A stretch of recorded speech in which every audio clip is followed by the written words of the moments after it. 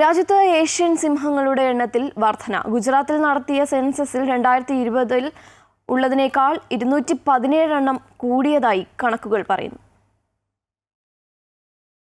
20-ാം നൂറ്റാണ്ടിന്റെ തുടക്കത്തിൽ വംശനാശത്തിന്റെ വക്കിലെത്തിയ മൃഗരാജൻ ഇന്ത്യയിൽ മടങ്ങിവരവിന്റെ പാതയിലാണ്. ഏഷ്യൻ സിംഹങ്ങളുടെ എണ്ണം വർദ്ധിച്ചതായി കണ്ടെത്തൽ. 5 വർഷത്തിനുള്ളിൽ സിംഹങ്ങളുടെ എണ്ണം 674-ൽ നിന്നും 891 ഉയർന്നു.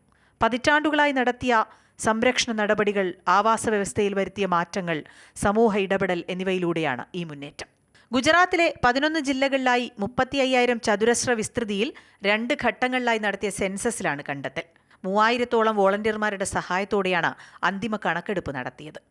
कुल जो है 11 जिलों के टोटल 58 तहसील में हम लोगों ने गिनती किया और कुल करीब 35,000 वर्ग किलोमीटर के विस्तार को इसमें हमने लोगों ने कवर किया, जो पिछली गिनती में करीब 30,000 वर्ग किलोमीटर था. ജുനാഗഡ്, ഗിർ, ഭാവ്നഗർ, രാജ്കോട്ട്, മോർബി, സുരേന്ദ്രനഗർ, ദേവഭൂമി, ദ്വാരക, ജാംനഗർ, അമ്രേലി, പോർബന്ദർ, ബോട്ടാഡ് എന്നീ 11 ജില്ലകളിലാണ് സിംഹങ്ങളുടെ കണക്കെടുപ്പ് നടന്നത്.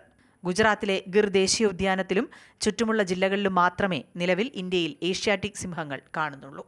News desk, Amrita TV.